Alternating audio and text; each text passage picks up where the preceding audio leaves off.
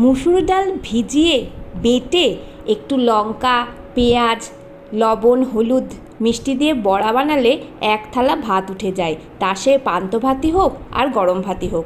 তবে এই মুসুর ডালের বড়ার যদি একটু আলু দিয়ে ঝোল করা যায় আরও সুন্দর লাগে। তোমরা একবার বানিয়ে দেখো। আজকে এই রেসিপিটাই তোমাদের সাথে শেয়ার করছি। Hello friends, welcome back to ওজো and mom cooking and blogging.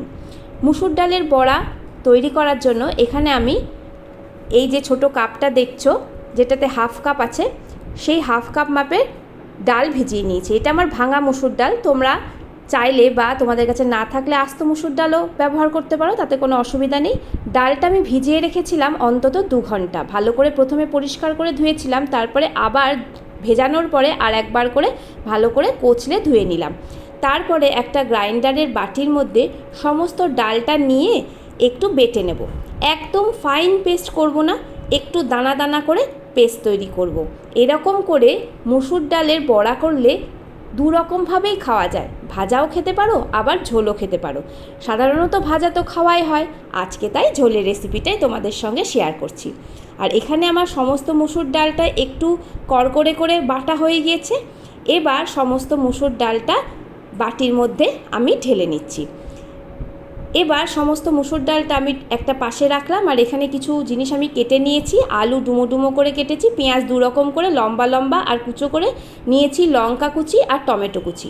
এবার যে পেঁয়াজগুলো লম্বা লম্বা করে কুচি করা আছে সেই পেঁয়াজগুলো আমি ডালের মধ্যে দিয়ে নিচ্ছি, আর লঙ্কা যে কুচি সেটা দিয়ে নিচ্ছি। এর মধ্যে দিয়ে নিচ্ছি হলুদ আর সামান্য একটু লবণ আর সামান্য একটু চিনি, কারণ ঝোলের বড়া ঝোলের মধ্যে লবণ ঢুকবে, তাই প্রথমেই পরিমাণ মতো বা 1 গাদা লবণ দেওয়ার দরকার নেই, একটু অল্প লবণ দিতে হবে। এবার ভালো করে পেঁয়াজগুলোকে ভেঙে ভেঙে মানে টুকরো টুকরো করে ডালের সঙ্গে খুব ভালো করে মিশিয়ে একটু ফেটিয়ে নিতে হবে। ফেটালে কি হবে, বড়াগুলো ফুলবে আর তার মধ্যে ঝোলটা বা রসটাও খুব ভালো ঢুকবে। এখানে আমার সমস্ত ডালটা ফেটানো হয়ে গিয়েছে।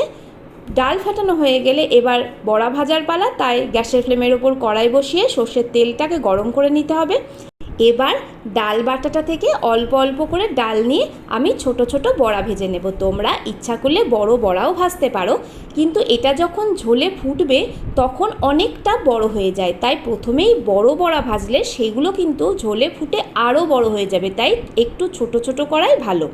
আমি এখানে সমস্ত বড়া না, যে কটা আমার এখানে তেলে ধরলো সে কটা আমি ভেজে নিচ্ছি। আর এখানে আমি বেশি তেল ব্যবহার করিনি, কারণ এখানে তো ভাজা বড়া হচ্ছে না, সেজন্য একটু অল্প তেলে ভাজলেও কোনো অসুবিধা নেই।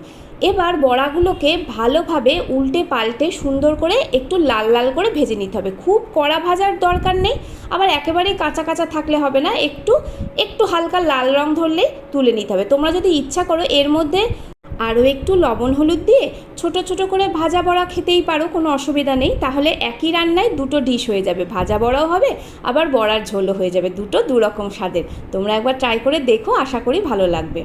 এবার আমার যতটা ডাল ছিল ততটা ডালেরই আমি আস্তে আস্তে সমস্ত বড়াগুলোকে ভেজে তুলে নেব।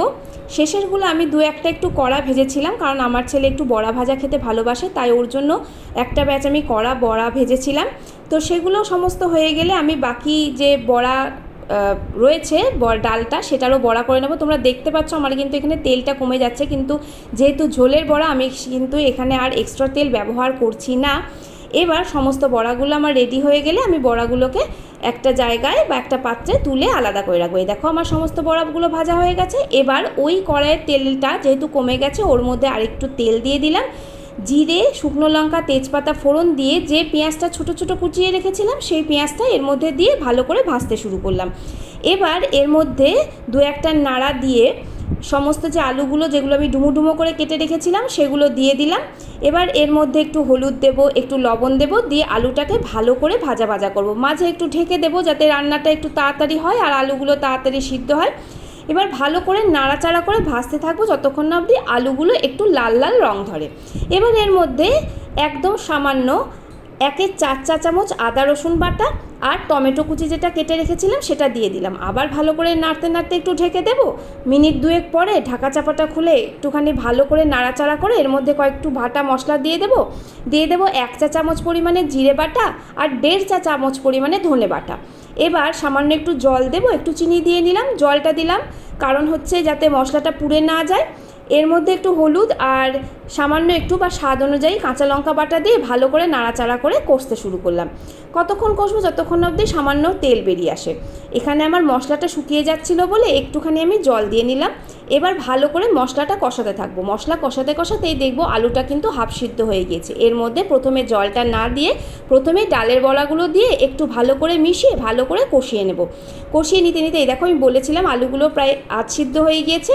এবার বড়াগুলো যখন কষে যাবে তখন এর মধ্যে আমি খানিকটা জল দিয়ে দেবো এবং ফুটে ওঠার জন্য অপেক্ষা করব।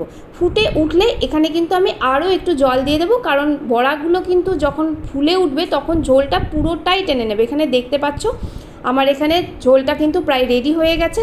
একটুখানি লবণটা চেখে কম মনে হয়েছিল বলে একটু লবণ দিয়ে নিলাম। তারপরে আবার একটুখানি ফুটিয়ে নিলাম মিনিট দুয়েক। আমি পুরো রান্নাটাই মিডিয়াম হাই ফ্লেমে করেছি। এখানে যে লঙ্কা, শুকনো লঙ্কা আর তেজপাতা দিয়েছিলাম ফোড়নে, সেটা আমি তুলে ফেলছি।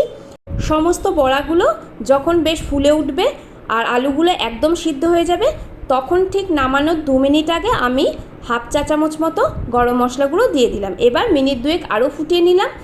দেখো এখানে আলুগুলো সমস্ত সেদ্ধ হয়ে গেছে আর আমাদের কিন্তু এখানে রান্নাটাও হয়েছে। একটু ঝোল রাখলাম কারণ একটু পরে কিন্তু যখন দেখব তখন কিন্তু সমস্ত ঝোলই টেনে যাবে। দেখো বড়াগুলো কত বড় বড় হয়ে গেছে। ব্যাস আমাদের রান্নাটা শেষ। এবার একটু স্ট্যান্ডিং টাইমে দেবো, তাহলে আমাদের বড়াটা একদম রেডি হয়ে যাবে, মানে বড়ার ঝোলটা রেডি হয়ে যাবে। আর এটা কিন্তু খেতে খুবই অসাধারণ হয়। অবশ্যই কিন্তু তোমরা ট্রাই করো। অনেক সময় কী হয়, ঘরে মাছ মাংস ডিম থাকে না, আবার নিরামিষ তো প্রতিদিন খাওয়া যায় না, তো তোমরা এইভাবে মসুর ডালের বড়া রেসিপি করতেই পারো। আশা করি বন্ধুরা ভিডিওটা ভালো লেগেছে, তাহলে অবশ্যই একটা লাইক শেয়ার করো। ইউটিউব বন্ধুরা প্লিজ সাবস্ক্রাইব করো, আর ফেসবুক বন্ধুরা প্লিজ পেজটাকে ফলো করো। এতক্ষণ ধরে ভিডিও দেখার জন্য জানাই অনেক ধন্যবাদ।